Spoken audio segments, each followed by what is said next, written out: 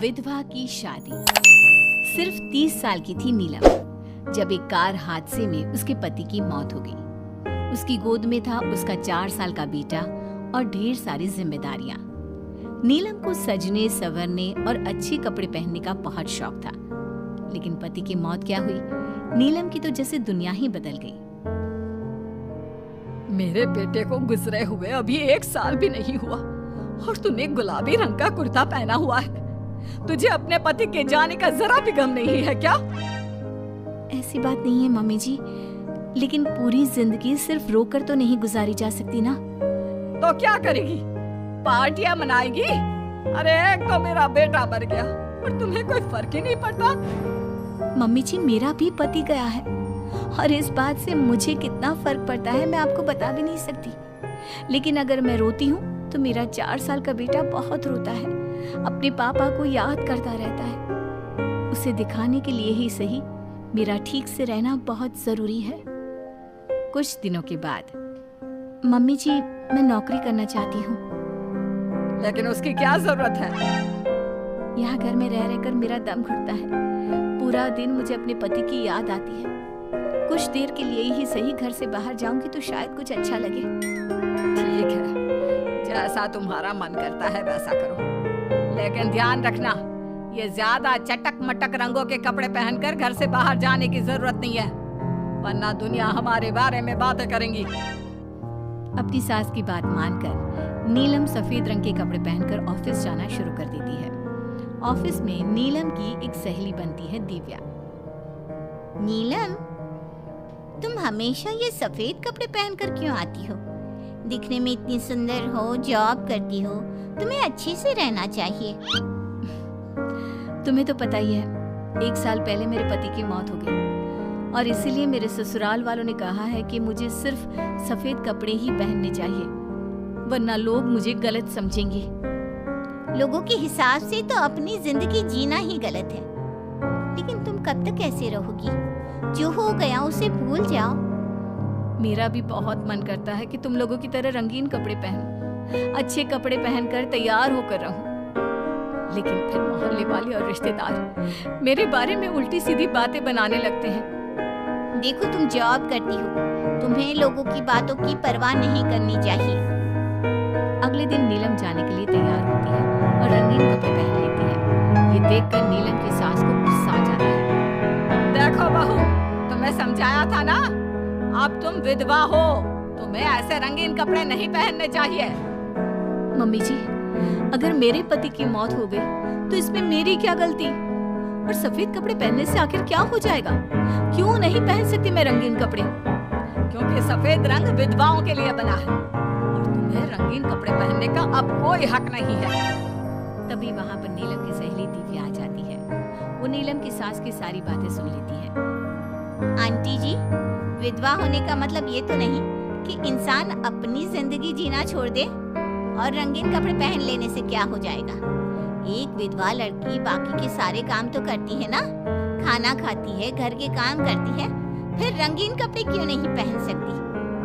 वो इसलिए ताकि विधवा होने के बाद किसी दूसरे आदमी की नजर में ना आए। अरे रंगीन कपड़े पहनेगी तो सुंदर लगेगी, फिर कल को आकर कहेगी मुझे दूसरी शादी करनी है, तब हम क्या करेंगे? हाँ तो ठीक है ना, इसमें गलत क्या है? एक विधवा को अपनी जिंदगी जीने का पूरा अधिकार होता है, नीलम को भी है। चलो नीलम, तुम यही कपड़े पहनकर मेरे साथ चलो। नीलम रंगीन कपड़े पहनकर अपनी सहेली दिव्या के साथ ऑफिस चली जाती है। कुछ इसी तरह दिन बीतने लगते हैं, लेकिन अब पति के जाने के बाद नीलम बहुत उदास रहने लगी थी। क्या बात है, तुम इतनी उदास क्यों रहती हो?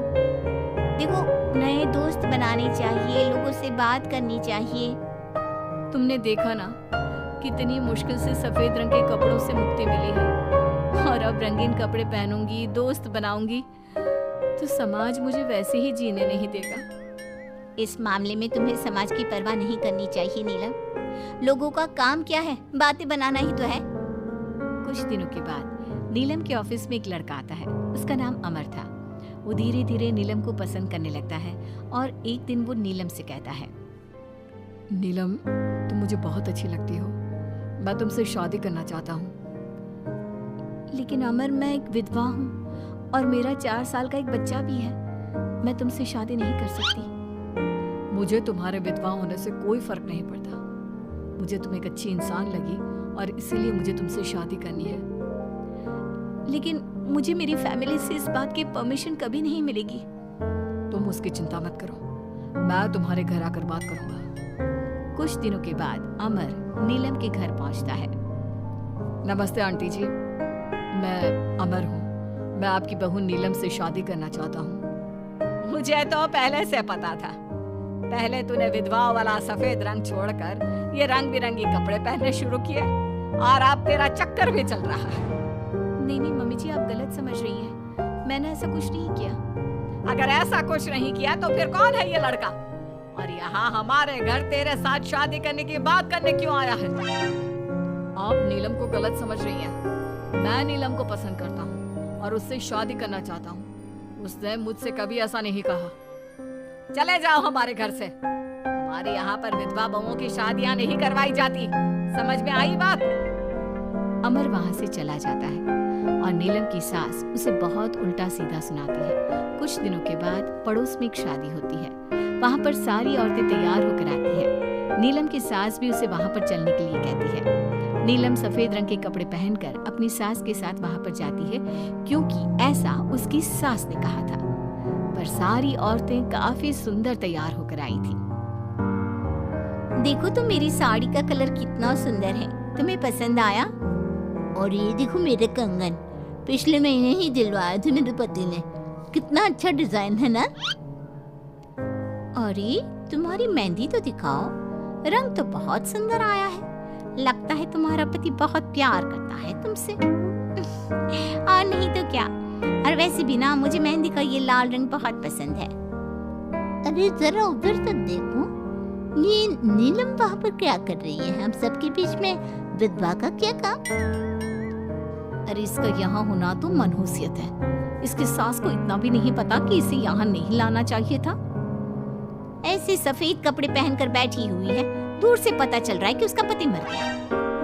नीलम की सास ये सारी बातें सुन लेती है और फिर अपनी बहू के उदास चेहरे की तरफ देखती है। नीलम की सास को इस बात का एहसास होता है कि उसने अपनी बहू के साथ अच्छा नहीं किया। घर आने के बाद, नीलम, जरा मेरे पास आना बेटा।